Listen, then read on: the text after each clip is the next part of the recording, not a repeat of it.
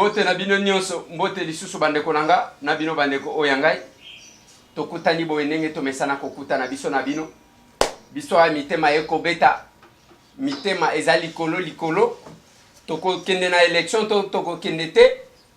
Le silence ou la fermeture temporaire de l'ambassade des États-Unis eko bangisa biso. Mais comme il est compliqué parce que maison Schengen et Wakanga,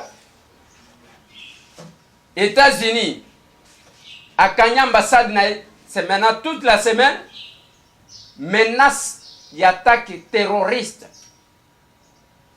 Ce qui est au niveau de l'ambassade des États-Unis, ou les États-Unis d'Amérique, va sentir qu'il y a menace d'attaque terroriste.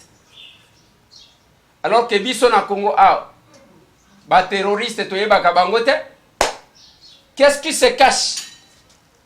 Mite meza likolo, tokomi kotambola kaka kotalaka, bamsusu bakomi koluka bakima ville, bakende na bantsele na bamaluku. C'est compliqué. Na côté élection, Kobange eza na côté nyonso. Lobi mwana mboka Martin Fayulu Madidi, candidat ya Lamuka, a présenté qui programme na ye. Tokope Sabino détail nango 126 milliards pendant 5 ans. Le programme est retravaillé. Bazui Yaye, Bazui Jean-Pierre Bemba Pesaka, Bazui Adolphe Muzito, Bazui ya Moïse Katumbi, Basangisi va retravailler 126 milliards pendant 5 ans. Bokolandaye d'ici là. Mais kasina kati wana toyoki Gabriel Kyungwa kumanza koloba boy. Ke toko nyokwa mana élection oyo yaza coordonnateur ya Lamuka. Toko nyokwa mapamba te tozomona ndenge toko sala campagne te. Bavion oyo esengi que candidat Martin Fayulu akoka kosala na campagne. Balinge yate okomona bakotinda batu na Afrique du Sud bakotala kaka boye bakozonga ake eza malamu te.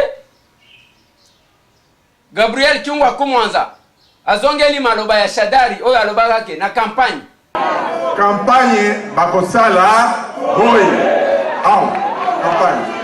Eh ben voilà. Il a dit.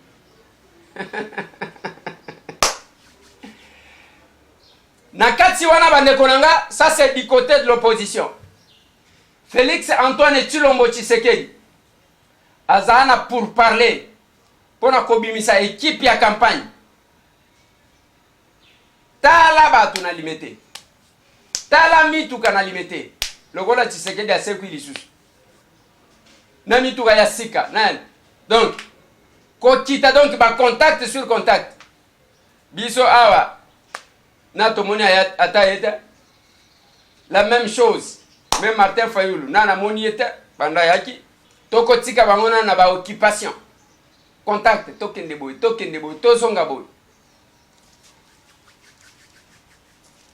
Élection ko sale mate.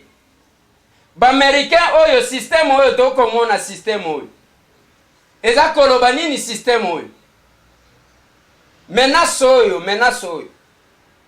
États-Unis ngo balamukaka bango moko balobi menace ezali okomona pendant 24 heures.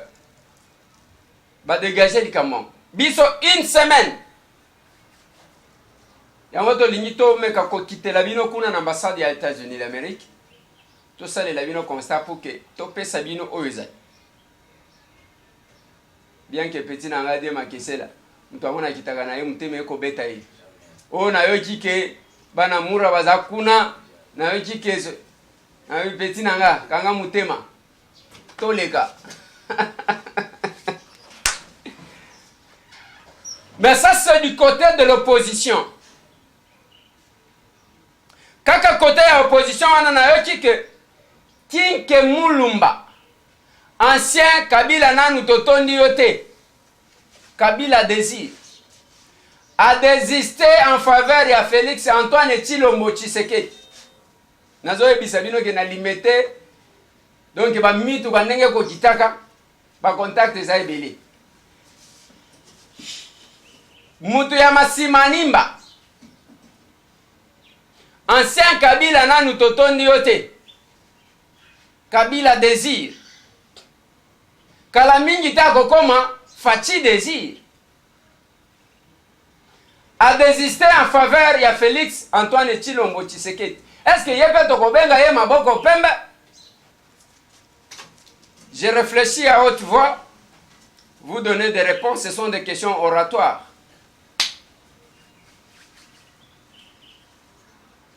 Madame, il faut que ya lobby to sala makasi pour que to zala na candidat moko. Ya lobby bango ba centriste. Il faut que sangana pour na kozwa candidat moko.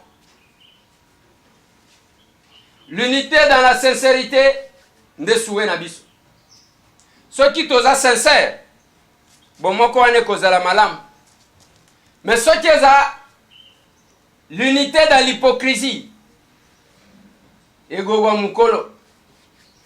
Mbote na bandeko tout bakola nanga surtout ba client ya JFM Service. Je vous informe que mardi à Kokoma na Kisasa, pour na kokabola bar 21, bar 22 zaliko ya, bar 23 bazaliko chargé yango. Ayaka, ce qui est pour na assurer contrôle. Assister na déchargement à Kabeli Batubiloko, Bongwa Zongi. Leki nanga James, mukolo agence immobilier, en Afrique du Sud, Azana Kinshasa. Azana problème makasi. Alinga kiasa l'exposition à ba photo ba tuba mon agence. OK na gouvernement provincial, kende pas bourgmestre, OK pas bourgmestre, kende ceux qui na salle des eaux. Donc de se comprendre. Congo oyo. Kamwa likambu ya mukebo ya ko faciliter mutu, hein? Ba ko tambusa yo système ya benda mula ibade. Eza compliqué. Debo ko sunga ba oba ko uta libanda ba sala nini? Mutu akoya aona onje pona azwa mikanda, il faut tambola. Compliqué. Mbote na professeur nanga, professeur Omekanda, azan États-Unis d'Amérique, tangu to bimisela kibino, mutu wana, na yebisa kibino ke ba Congo ezana ba réserve belé. Tala niveau wana oyo azali. Tala ba invention asala. Mais Congo ata eloko moko te lobama siri. Avocat Omekanda. Et lobama te. Michel. Aya akotangisa pendant 2 ans yemo kwa futa kabiya zonga. Bazotambusa ye loko l'assistant. C'est pas possible. Mbote na prof Jean Bele. Si tout va bien, lobby une émission spéciale avec le professeur Jean Bele. Boza la scotché. Les Congois des valeurs. Pichi banda lobananga. Alobin de Kweliezer, le Koko Salanga Mabe. Ezaya que je suis venu en Belgique. On a reconnu les valeurs. Mais Namboka Nanga va reconnaître Yangote. Qu'on reconnaître ce qu'on n'a passé. To va reconnaître Kate. On a ce qu'on simple present. Donc, ba reconnaître Kate.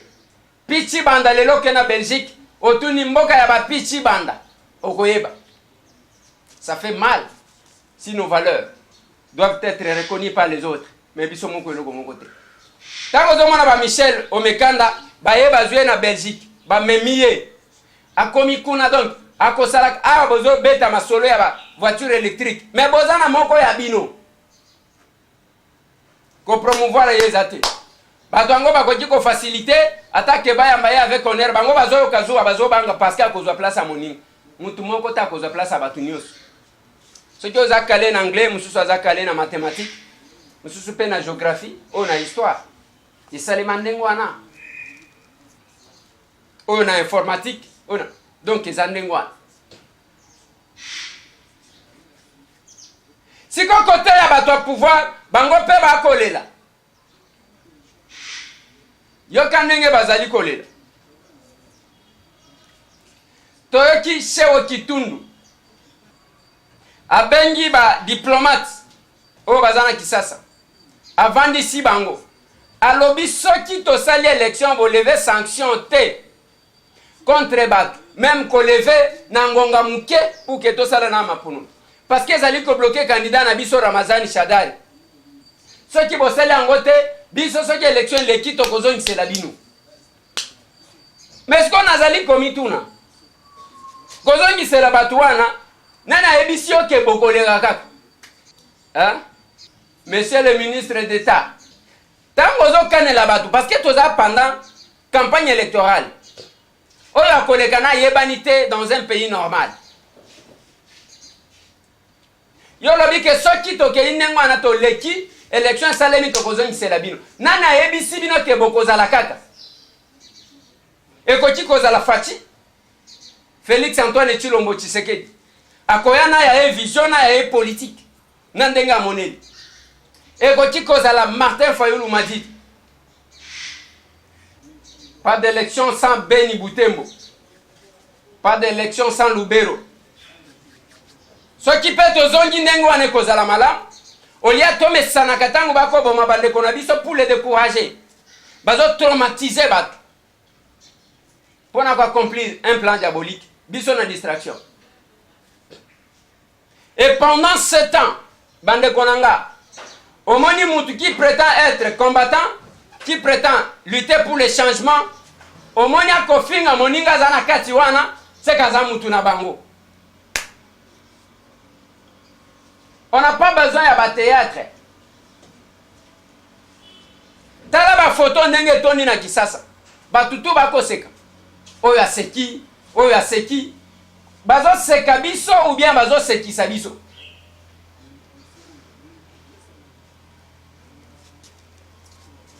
Na lobi boy bazo seka biso to bazo sekisa biso bazo seka biso biso bazo bana bango po ba komona baye awa boyambi bake kuna boyambi siko batiela ba photo lokola batu bazo sala théâtre neti film bazo seka ko seka ya lokuta ya kebayi babino. Le jour que le peuple saura que ce n'est pas le 1000 francs le 2000 francs qui va changer sa vie akokufa te soki aboyi 1000 francs mukolomoko et kabandi ko timisa batumbango bako respecter ye. Un peuple qui ne se révolte pas, c'est un peuple qui ne changera jamais sa situation. Otozozo kaka mbongo na bango bango bazana mbongo bana mbongo ta eza mbongo na bino yango zo mona ba miso bazoki na bamboka kuna bo sala tout bo voter kaka boyena boyebiso parce que bazaba ministre balingi bazonga pona bolamu na bango peuple wana botela d'abord image ya peuple wana omoni la vérité reste vérité. Tala télé 50 azali kola kisaka banzela malamu akomi kola kisa sikoyo ba classe amabe na banzela mabe parce que y a les spots ya batu na bango ya fait ce saison le kakuna boti kana na cha Martin Fayulu pour que tozo programme na ye eloko na kolo babande konangai toko bunda na ba institution soki bosungi biso te ekozala pasi pona biso moi lisunge kosunga biso tozwa mwa polo tozwa mwa carburant tozwa mwa boye tozwa mwa kaliko ekosunga biso na ngonga oyo kozala sima toza sima na yo oui kozala sima ya mutu eza kotindika yete akendaka liboso nde kozala sima ya mutu yango wana ngonga ngo yango o batu bayebaka ke mutu alingamaka mais bobo sanate rendez-vous avec l'RDC Monde RDC Monde na Milouz kotia mbongo na libenga ya Congo wana eza ya Congo eza ya ngate ya Pauline Lumumba te ya mutu moko te eza mbongo ya Congo mais oyo tokoloba eza pona campagne électorale biso tozobunda na ba institution. Merci bande konanga. Martin Fayulu Madidi et son programme. Mais c'est le peuple congolais qui doit exiger que les élections se fassent conformément à la loi électorale et au calendrier.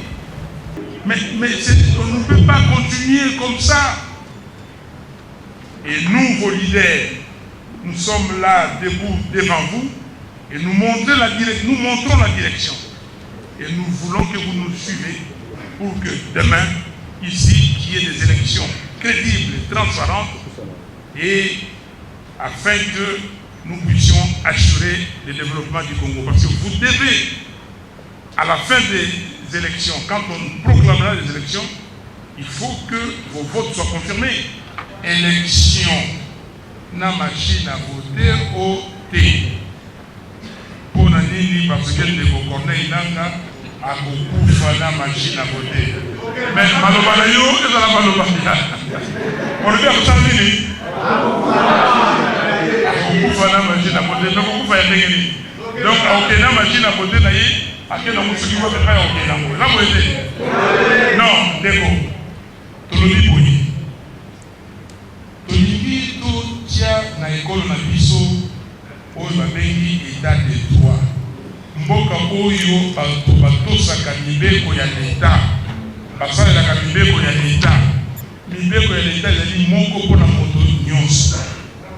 Na mibeko ya biso ya l'État oyo na calendrier électoral mpe na loi électorale elobami ke na loi électorale olingi bakoki kosalela machine à voter te. Na calendrier électoral bakomi yango te. Bakomi ke tokokende kovote na bulletin. Mokolo ya le 23 tosengi congolais nyonso a exigé bulletin. Vote bulletin. Machine à voter dans la poison. Ndekolobi elima, merci. La lingala ya malamu. Ndekolobi elima.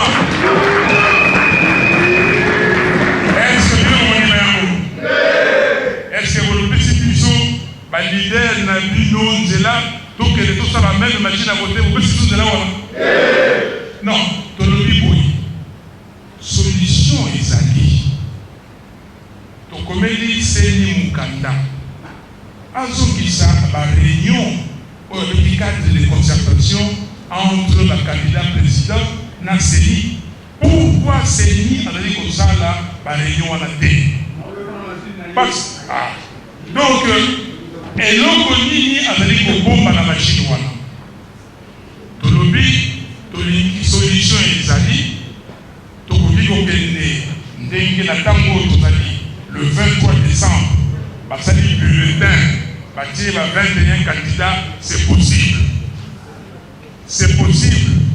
donc ndeko bobalanga na te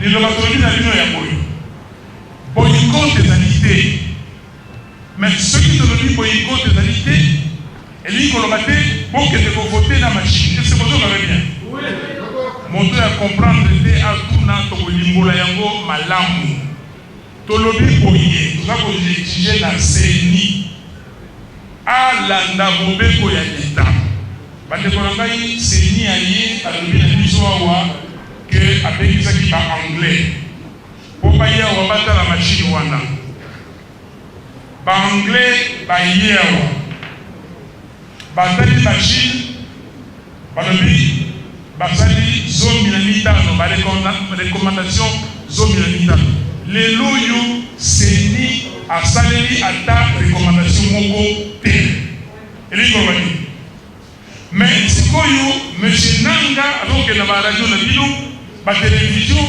koloba o non ba anglais ba valide ba machine wana na yebisi ngai na yebisi ba anglais boy que il faut boya awo pour loba na peuple congolais que makambo yebino kosalaki ba recommandation wana zomi na mitano seni asaleli yango te.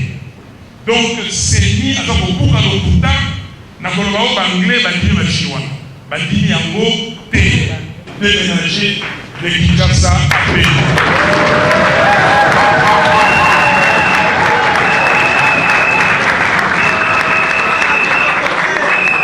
Les membres des familles vont rester. Il ne faut pas croire qu'on va prendre famille enfant. Mais les camps, nous allons avoir un camp camps militaires dignes de ce nom, équipés, avec des militaires formés, avec des instructeurs compétents. Et nous allons le placer à Béni et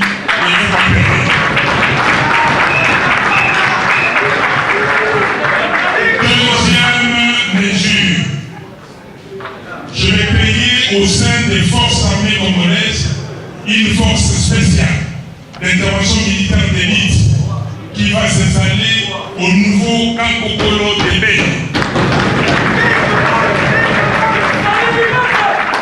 Troisième mesure, je veux en extrême urgence mettre sur pied et déployer tout le long des frontières de l'Est du pays des unités de surveillance des frontières et d'alerte.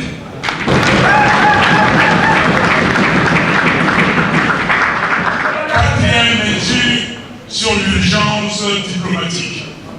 Je vais réclamer tout à fait cessante une réunion spéciale du Conseil de sécurité des Nations Unies pour poser deux questions au monde. La première, tous les jours, au nez et à la barbe des casques bleus, les rebelles venus de l'étranger sèment la terreur au Congo, tuent et décapitent les Congolais, sans crainte de représailles. Tous les jours, ils violent les jeunes filles, leurs mamans et même leurs grands-mères. À quand une réaction de choc des forces des Nations Unies pour éradiquer de manière définitive toutes ces rébellions qui gangrènent l'Est de notre pays? Deuxième question. Pourquoi, dans l'indifférence mondiale, la République démocratique du Congo est le seul pays au monde à être victime des rebelles étrangers qui ne font jamais la rébellion dans leur pays?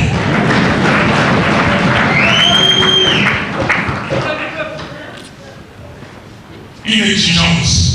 Cinquième mesure. Je veux exiger du Conseil de sécurité, conformément au chapitre 7 de la Charte des Nations Unies, la mise en place non seulement d'un plan d'éradication complète de toutes les rébellions qui déstabilisent l'Est du pays, mais aussi un programme ferme et précis des rapatriements forcés de tous les rebelles étrangers vers leur pays d'origine.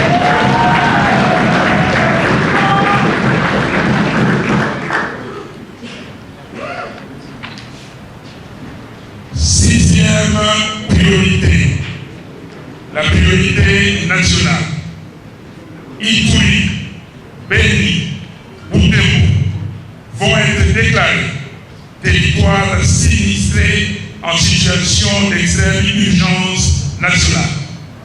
Aussi, je vais réquisitionner tous les moyens de l'État et solliciter les appuis les plus forts des partenaires internationaux pour engager une riposte de choc en vue d'éradiquer définitivement la maladie à virus Ebola.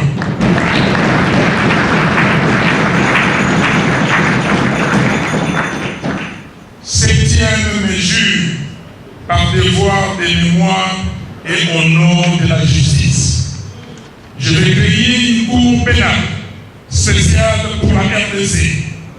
Cette cour sera instituée pour connaître principalement des crimes de génocide, des crimes de guerre et des crimes contre l'humanité perpétrés en RDC depuis 2001.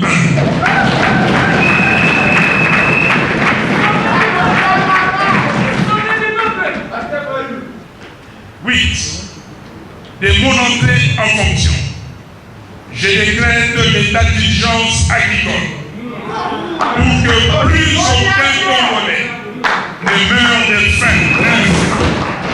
Une nécessité nationale. Je vais ordonner un programme de collection des contrats miniers et pétroliers pour atteindre les objectifs suivants. 1. Imposer les principes du privilège national en matière de sous-traitance minière et pétrolière. Il enfin pour mettre fin aux antivaleurs. Vous le trouvez. Merci. Pour mettre fin aux antivaleurs. Forger de nouvelles esprits du service public et façonner de nouvelles ordres congolais. Merci. Voilà, les rendez-vous sont là. Le 5 décembre, ce sera le vendredi du social et du nouvel ordre écologique national. J'ai présenté 30 mesures de la construction du bien vivre ensemble congolais. Le deuxième rendez-vous, ou le troisième rendez-vous, sera le rendez-vous du 14 décembre 2018, le vendredi de redressement économique et de la gouvernance interne. Présentation des 30 autres mesures sur la prospérité nationale. Le dernier rendez-vous, le 21 décembre, le vendredi de la paix, de la sécurité nationale et de la nouvelle doctrine diplomatique congolaise. Présentation des 30 dernières mesures de la nouvelle société congolaise pour faire les 100 premières mesures du gouvernement Lamuka conduit par Martin Fayulu.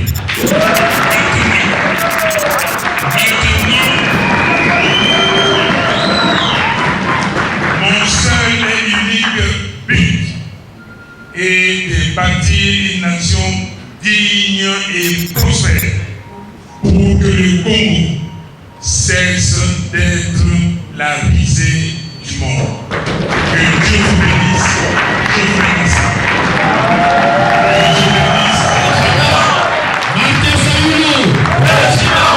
Bon, tu vois qu'il y a le programme du gouvernement à Lamuka. Oui, Pessibiso, le Néni, ceux qui président Foyer, le commis président, comment on t'a Sambuka pour les 5 prochaines années. C'était vraiment un programme trop ambitieux. Avec l'aide de Dieu, nous croyons, avec le soutien de tous les Congolais, Maintenant, par rapport au programme, ça vous pouvez lire, lisez le programme. Il a parlé de beaucoup de choses. Mais moi, je vous dis, l'appel qu'il a lancé, ça rappelle aux Français l'appel du 18 juin, lancé par le général de Gaulle. Nous, au niveau de Lamuka, nous assumons ces responsabilités et le peuple congolais et ceux qui les amènent dans ces élections assument leur volonté. Mais nous, nous voulons avoir des élections parce que nous nous sommes battus pour qu'il y ait alternance, nous nous sommes battus pour qu'il n'y ait pas un troisième mandat, mais nous ne pouvons pas accepter un troisième mandat camouflé par un coup d'État technologique. Voilà. Ça a été ainsi. Projet les Andengoan. Et là, on a coupé qui s'abat. Même ceux qui Olingaka Muntute, tu n'es pas obligé à Kolingaye. Mais pendant 7 ans, nous en appelons à l'unité. Que le linge sale se lave en famille. Ceux qui ont 4 familles, parce que tu as 2 familles. Famille politique, il y a Joseph Kabila. La famille, où ils ont le changement. Ceux qui ont un changement, où ils ont lavé le linge sale, dans la famille, c'est qu'ils ont une famille. Merci. Botika la branchée. Tout le monde.